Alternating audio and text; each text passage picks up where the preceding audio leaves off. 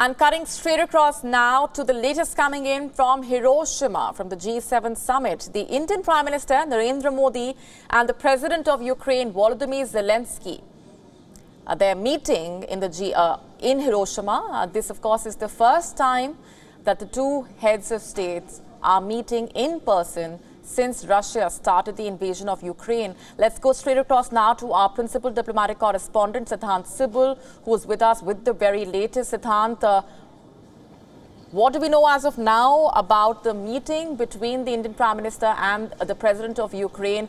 Is it still underway? What are the key takeaways? Well, the meeting is still underway. We know that this was a highly anticipated meeting. In the meeting, we know the Indian NSA Ajit Doval is also present. There's a small tweet by the PMO, the Indian PMO, saying that they have held talks without giving much details. We're expecting some kind of readout by both the office of the President of Ukraine and the Indian Prime Minister. But significant development, given that this is the first meeting between the two leaders since last year when the conflict started. The last time both the leaders met was in November of 2021 in Glasgow on the sidelines of the climate meeting. Now, we know that India has maintained a neutral stance essentially when it comes to Russia-Ukraine conflict, calling both sides to sit together and resolve the conflict, asking Russia and Ukraine both that dialogue and diplomacy is the only way forward. In fact, the Indian Prime Minister last year met the Russian President Vladimir Putin and told him that this is not an era of war. Now, we know that Ukrainian side is keen that India plays an important role. The Ukrainian president is keen that he's invited for the G20 summit in the month of September. Now, India hosts the summit of G20 grouping in Delhi, but so far has maintained a silence on whether Ukraine will be invited. Now, it has a history as well. Last year, Indonesia invited Ukraine for the address. The Ukrainian president addressed the summit virtually, but this time, of course, there is no such invitation. But largely, what India has been pointing that the ongoing conflict in Ukraine has a major impact on the global south. Because of this conflict, there has been substantially high impact on the food, fuel and commodity prices. But later, as we know that today, of course, there have been multiple engagement. We'll get to know what transpired exactly when there can be a specific briefing by the Indian side, by the Indian Ministry of External Affairs.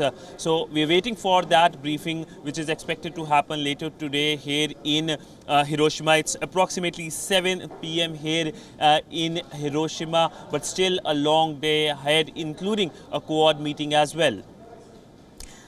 Right, Siddhant, you've been monitoring those developments over the last 24 hours. The key takeaway, of course, has been that this summit has been dominated by the Russia-Ukraine war. And this meeting, of course, is a crucial one between the Indian Prime Minister and the President of Ukraine, Volodymyr Zelensky. But what is the sense that you're getting as far as this summit is concerned and the message that India is sending across on the war?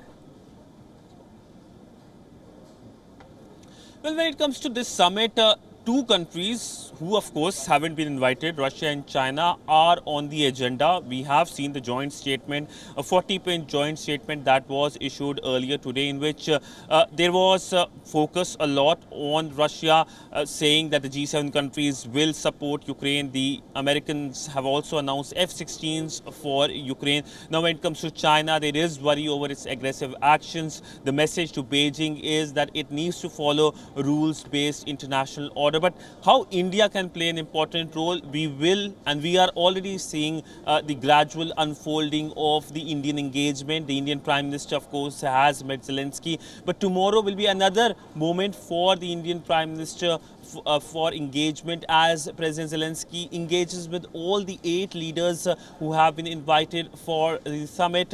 We know that Japan, as the chair of the grouping, invited countries like India, Indonesia, Vietnam, Australia, Brazil, and many of these countries are seen as major power when it comes to the global south. India, in fact, hosted the Voice of the Global South Summit in the month of January and has been saying that it feeds into its G20 presidency. So while the focus has been on forming a consensus, the Indian role will be key in terms of the position it takes on various issues, whether it's the Russia-Ukraine conflict or China, and of course the big bilateral which happened, how that leads to perhaps some kind of resolution in the conflict which has now extended for more than 1 year.